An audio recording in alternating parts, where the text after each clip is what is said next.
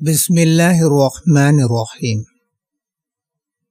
السلام علیکم ناظرین، تمام ناظرین کو راہ دین چینل میں دل کی گہرائی سے خوش آمدید۔ ناظرین، کبھی ایک وقت تھا جب اسلام کی فوجیں اپنے ایمان کی روشنی لے کر دھرتی کے کونے کونے تک پہنچ رہی تھی۔ ہر سرزمین جہاں وہ گئی، وہاں کا حسن، وہاں کی دولت، وہاں کے لوگ سب حیران رہ گئے ان کے جذبے کو دیکھ کر۔ کہتے ہیں ان سرزمینوں کی عورتیں اتنی حسین تھی کہ جس نے بھی دیکھا بس دیکھتا ہی رہ گیا، مگر یہ مجاہدین، اللہ کے سپاہی، ان حسن کی چمک سے نہیں بلکہ اپنے مقصد سے روشن تھے۔ ان کا دل اللہ کے کلمہ کو بلند کرنے میں لگا تھا، نہ کہ کسی دنیاوی حسن میں الجھنے میں۔ ان کی تلواریں چمکتی، ان کے تیر چل پڑتے اور ہر جنگ میں اللہ کا نام گونج اٹھتا، یہاں تک کہ گوتس کا بادشاہ بھی ہار گیا۔ اس کا سر دمشق کی طرف روانہ کر دیا گیا۔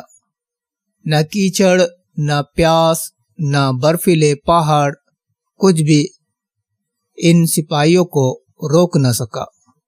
مگر پھر جب وہ گول آج کا فرانس کے باغوں اور میدانوں میں پہنچے تو ان کی تیز رفتار کو ایک دیوار نے روک دیا، چارلس مارٹل کی فوج، جو لوہا برسانے والی دیوار بن گئی۔ وہ پہلی بار تھا جب اسلام کی بڑھتی ہوئی لہر ٹھہر گئی، لیکن ان ٹھہراؤ کے باوجود جو سلطنت اس وقت قائم ہوئی وہ دنیا کی سب سے بڑی سلطنت تھی۔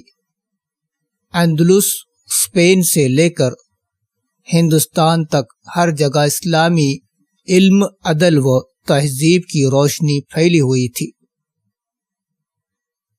اور اس پوری سلطنت کا بادشاہ، اس کا سردار، بغداد کا سب سے بڑا حاکم خلیفہ ہارون الرشید تھا۔ وہ صرف ایک بادشاہ نہیں بلکہ انصاف کا پیکر تھا، جس کے دور میں علم کی بھی عزت تھی اور انسانیت کی بھی۔ وہ وقت تھا جب دنیا کی سلطنتوں میں فتنہ اور عیش پرستی اپنی حد پار کر چکی تھی۔ لوگ سونے اور شان و شوکت میں اتنے ڈوب چکے تھے کہ انصاف اور دی کی روح کہیں گم ہو گئی تھی۔ پھر خراسان اور ایران فرانس کی سرزمین سے شیعوں کی پکار اٹھی اور عباسیوں کا کالا پرچم بغاوت کے اعلان کے ساتھ لہرانے لگا۔ لوگ جوش میں آ گئے اور مروے کے میدان میں امیدوں کی حکومت کے خاتمے کی عبارت لکھ دی گئی۔ آخری جنگ نہر جاب کنارے ہوئی، جہاں امید فوج کو شکست دی گئی۔ ان کا آخری بادشاہ میدان سے بھاگتا پھرا اور آخر کار مصر، ایجپٹ کی ویرانیوں میں بہت ذلیل اور مفلس حال میں اس کی زندگی کا انت ہوا۔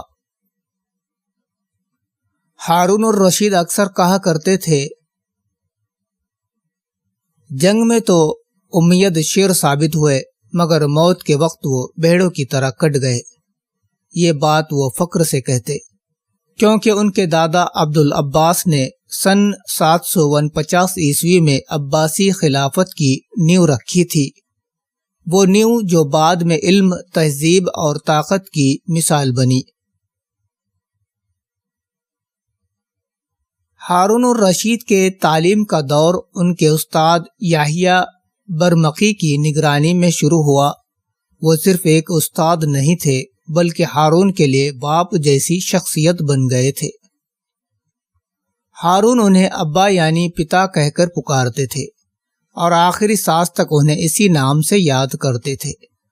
اصل میں دونوں خاندانوں کے رشتے بہت قریب تھے، یہاں تک کہ ہارون کی ماں خیزران نے کبھی کبھی یحییٰ کے بیٹے فضل کو دودھ پلایا تھا اور یحییٰ کی بیوی نے بھی شیش وقال میں ہارون کو دودھ پلایا تھا، یعنی وہ صرف استاد اور شاگرد نہیں بلکہ روحانی رشتے سے جڑے ہوئے لوگ تھے۔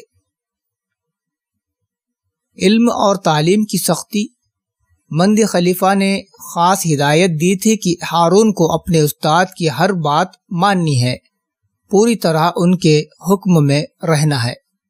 یحییٰ برمکی کی تعلیم سخت تھی اور اس دور میں بچوں کو مارنا پیٹنا بھی سامانیہ تعلیم کا حصہ مانا جاتا تھا۔ ایک عالم ابو محمد نے اپنی کتاب تعلیم پر لکھا تھا، اگر کبھی بچے کو سزا دینی پڑی تو 3 سے زیادہ چوٹیں نہ لگائی جائے۔ شاید چھوٹا ہارون بھی کبھی کبھی اپنے گناہوں سے سزا جھیلتا ہوگا، اگر وہ سزا ان کے لیے رحمت ثابت ہوئی، کیونکہ وہی سختی آگے چل کر ان کے ارادوں کو فولاد بنا گئی۔ ہارون الرشید وہ نام جو بعد میں دنیا کے سب سے روشن سلطنت کا پرتیک بنا، بغداد کی گلیوں سے لے کر اندلس کے بازاروں تک اس کا ذکر عزت اور انصاف کے ساتھ کیا جا رہا تھا۔ تو ناظرین، اس ویڈیو کو زیادہ سے زیادہ شیئر کرو اور چینل پر نئے ہو تو سبسکرائب ضرور کرے اور لائک کرنا نہ بھولے۔ ملتے ہیں ایک نئے ویڈیو کے ساتھ، مجھے دیجیے اجازت۔ السلام علیکم، اللہ حافظ۔